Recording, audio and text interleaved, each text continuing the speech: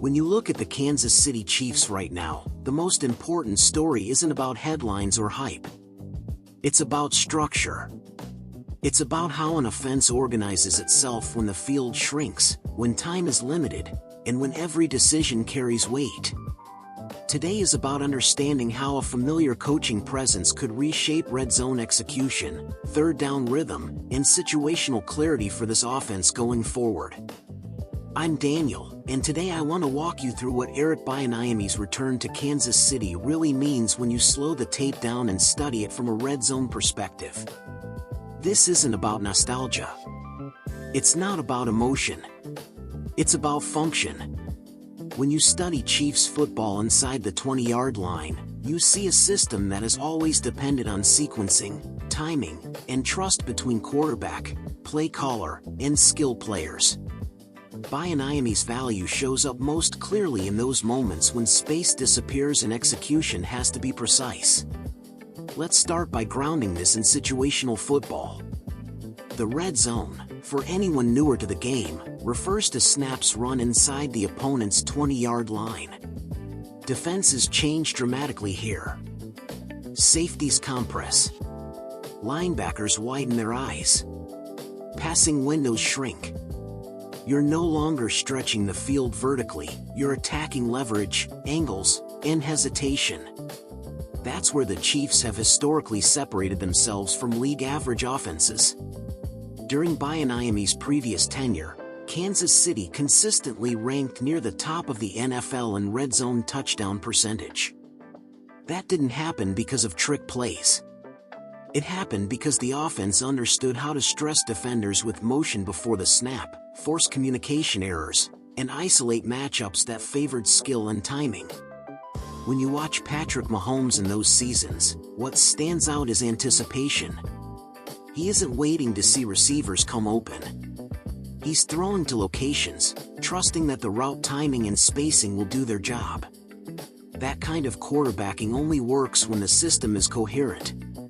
Bieniemy has always been a connector in that structure, bridging Andy Reid's overarching philosophy with week-to-week execution.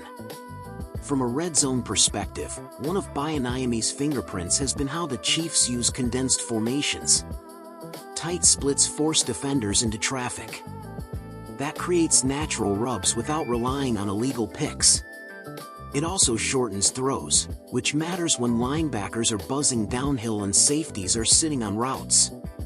Travis Kelce has thrived in this environment because he understands leverage better than almost anyone at his position. His routes aren't about speed, they're about timing and body position. When Kelce breaks, Mahomes is already releasing the ball. Third down is another area where Bieniemy's influence becomes clear. Third downs are about clarity. You don't need 10 options. You need 1 or 2 answers, delivered with confidence. Under Bieniemy, Kansas City often attacked third down with concepts that layered routes at different depths, forcing defenders to choose incorrectly. When defenses played man, Kelce worked option routes. When they played zone, spacing concepts stretched underneath defenders just enough to open windows. Now let's connect that to the present. The Chiefs missed the playoffs in 2025, and while many factors contributed, red zone inconsistency stood out on film. There were moments when drives stalled not because of talent gaps, but because of timing breakdowns. Routes arrived a beat late. Protection and progression didn't always sync. Those are coaching problems more than player problems. Bieniemy's most recent work with Chicago, even though it came as a running backs coach, matters here. The Bears finished near the top of the league in rushing yards, and that reflects a commitment to downhill, decisive running. In the red zone, the run game isn't just about yards, it's about forcing defensive honesty. When linebackers have to step forward, play action becomes lethal. This is where Isaiah Pacheco's style fits perfectly. He runs with urgency. He runs with intent. That physical tone changes how defenses align on second and third down. From a play design standpoint, expect a renewed emphasis on sequencing. That means calling plays not as isolated ideas, but as setups. A quick flat route early in the game becomes a wheel route later. A heavy formation run becomes play action in the same look. Defenses remember. Bieniemy understands how to exploit that memory. It's also important to note how Bieniemy grew during his time away from Kansas City. With Washington, he handled play-calling duties directly. That experience matters. Play calling under pressure sharpens decision-making.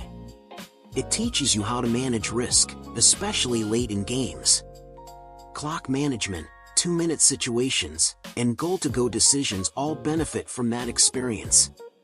Andy Reid remains the architect of this offense. That doesn't change.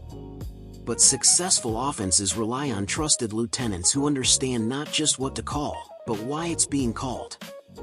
Bieniemy has always been strong in that role, reinforcing details in practice that show up on Sundays. RedZone success is built Tuesday through Saturday, not just on game day.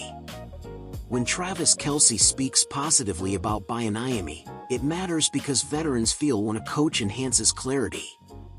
Kelce's game depends on precision. He needs to know exactly how a defender will react to motion, to splits, to cadence. Coaches who emphasize detail earn trust quickly in a locker room like this. Looking forward, the key takeaway isn't that the Chiefs will suddenly become something new.